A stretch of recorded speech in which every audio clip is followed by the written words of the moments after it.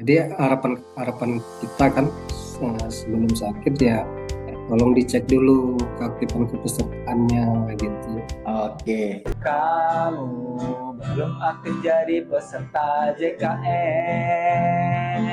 Padahal peserta aktif wajib untuk semua.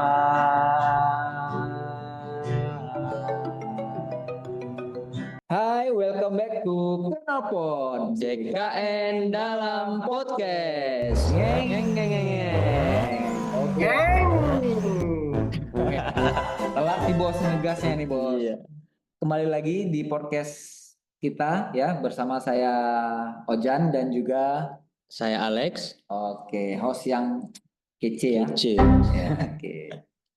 Sahabat JKN, kita ketemu lagi di podcast kali ini di episode ke-14 bersama dengan Kepala BPJS Kesehatan Kota Subulu Salam.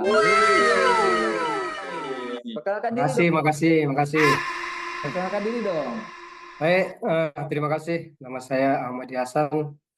Saya Kepala BPJS Kesehatan Kota Subuh Salam. Saya sudah menjabat selama 9 tahun. Oke, jadi sudah 9 tahun ya Pak Ahmadi Ya, Hasan. Pak.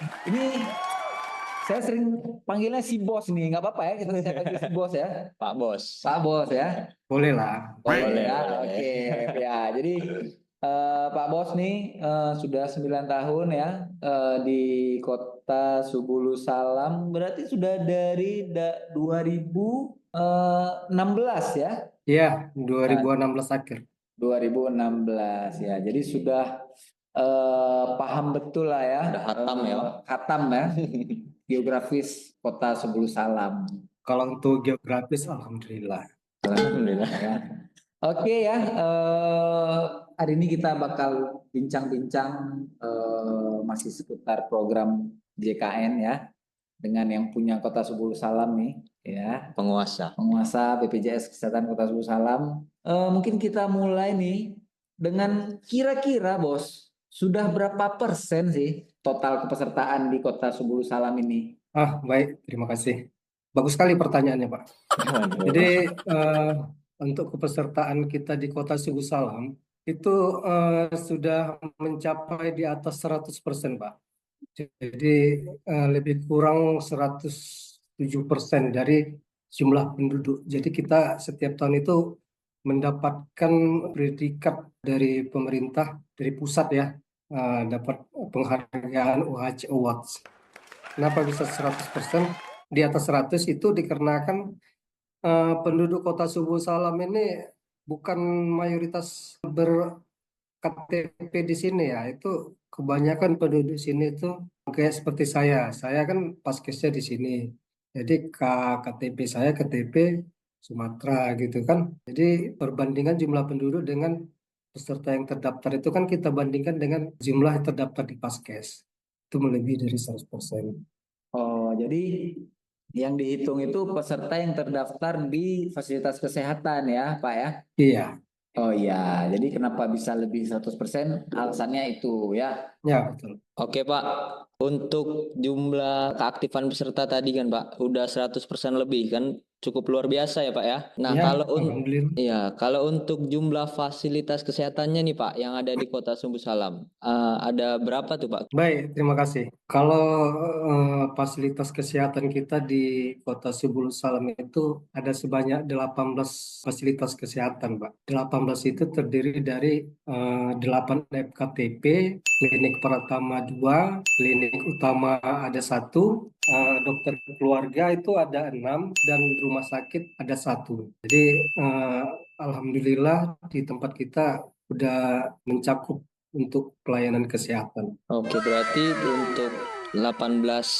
vaskes itu udah cukup ya Pak memenuhi kebutuhan masyarakat Kota Sumbu Salam Pak? Ya, cukup, Pak.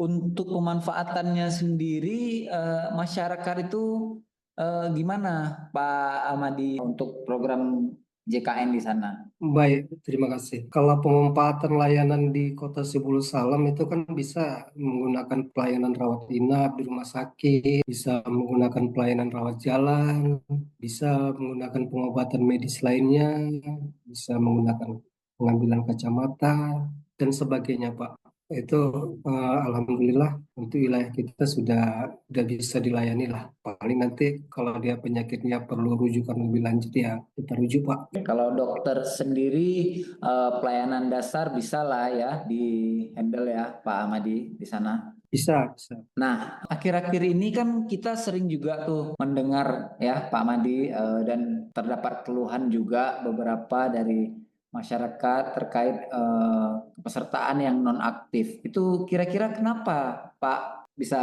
non aktif ya? Baik, kalau peserta nonaktif itu kan ada banyak faktornya tuh Pak ya. Dia kita lihat dulu segmennya segmen apa gitu kan. Kalau dia segmennya segmen mandiri, dia itu karena telat bayar, lupa membayar. Ya lewat dari 1 bulan menunggak itu dikatakan nonaktif. Ya Pak ya. Kalau dari peserta yang ditanggung pemerintah pusat, JKA itu bisa dinonaktifkan dari Kemensos dikarenakan ada anggota keluarga yang sudah bekerja sebagai P3K atau PNS dan selain sebagainya. Ada juga anak yang berusia 21 tahun, itu harus dipantau juga Pak. Nanti anaknya 21 tahun otomatis di nonaktif melalui aplikasi. Nah, dampaknya apa sih Pak? Oh, kalau peserta nonaktif nih Pak untuk pesertanya sendiri? Ya dampaknya ketika kita berobat ya kita tidak bisa dilayani gitu. Jadi nanti repot jadinya keluarga kita. Gitu kita berobat ya kalau rawat jalan ya salah gitu kan. Ya seandainya kita rawat inap nanti mengaktifkan lagi. Kalau peserta mandiri nanti kalau menunggak kan ada lagi kena denda gitu Pak. Itu sih Pak kalau Oh, ininya dampak-dampaknya. ternyata dampaknya cukup menyulitkan ya Pak. Kalau kita nonaktif gitu, ketika kita menerima pelayanan bakalan ribet gitu ya Pak. Iya betul Pak. Oke. Nah, untuk peserta yang nonaktif nih Pak, ketika mereka ingin mengaktifkannya kembali, nah itu caranya gimana Pak? Baik, terima kasih. Nah, ini pertanyaannya bagus sekali nih. Pertanyaan. Jadi kalau untuk mengaktifkan itu kan banyak cara ya Pak ya. Apalagi BPJS slogannya tidak perlu datang ke kantor gitu kan. Kita bisa menggunakan pendawa, pendawa itu melalui WA kan. Dan bisa juga melalui mobil JKN. Tapi lihat dulu Pak, nonaktifnya karena apa gitu kan. Ada dia karena menunggak. Kalau menunggak ya bayar itu langsung aktif. Ada juga karena usia sudah 21 tahun, itu dia melampirkan surat keterangan kuliah lalu diaktifkan. Gitu sih Pak. Oke, bos, relax aja bos, relax, relax. Ini udah terlalu rileks ini. Kayak tegang kali. Kita tanya siap-siap ya kan. Oke, jadi bos, ya untuk mengaktifkan kembali tadi ya, itu ada biayanya nggak? Baik, kalau untuk mengaktifkan itu nggak ada biaya Pak. Ya, kalau dia mandiri kita bayar melalui kanal-kanal terdekat, berapa tagihannya ya segitu yang kita bayarkan. Tidak ada Oh, kena biaya tambahan. nggak ada biaya-biaya ya untuk mengaktifkan. Paling kalau yang non aktif karena iuran, dia hanya harus membayar iuran ya. Ya, ya betul. Iya, oke. Kalau konsekuensi dari nonaktif tadi, Bos, untuk pelayanan itu ada denda nggak sih? Baik, kalau untuk denda itu ada. Nanti ketika peserta itu sakit dirawat inap, ya. Peserta itu sakit rawat inap, nanti eh, petugas di rumah sakit akan menghitung denda pelayanan. Jadi denda pelayanan itu kan contoh gitu kan, peserta menunggak 3 bulan itu kita contohkanlah biaya diagnosa awalnya itu 1 juta gitu kan. Maka denda yang harus dibayarkan itu dan nanti denda pelayanan itu 5%, Pak. Jadi total 150 gitu ya dia perhitungannya Pak. Jadi harapan harapan kita kan sebelum sakit ya tolong dicek dulu keaktifan kepesertaannya gitu. Oke, ya jadi untuk sahabat-sahabat semua dipastikan kartunya aktif ya Pak ya. Iya Pak, ya Iya. pastikan aktif Pak. Oh baik, jadi yang kena denda itu hanya peserta mandiri, Pak. Peserta mandiri itu apabila sakit dirawat inap, dia nanti ada denda pelayanan. Tapi kalau dia peserta PBI atau PNS, anak umur 21 tahun, itu ya tidak ada denda.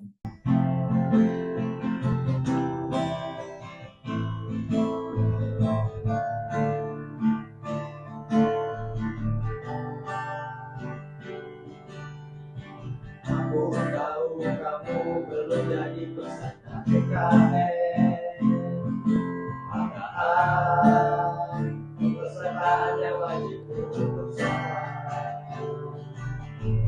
Aku tahu kamu belum jadi peserta JKN, padahal kepesertaannya wajib untuk semua. Aku tahu kamu jika ada kesulitan untuk jadi peserta JKN, uruslah pada yang kompeten. Oh, pastikanlah JKN-mu keaktifannya, lunasilah tunggakannya agar tak kena denda layanan. Belum mau jadi peserta JKN, Padahal peserta aktif wajib untuk semua. Tahu kamu belum aktif jadi peserta JKN, padahal peserta aktif wajib untuk semua.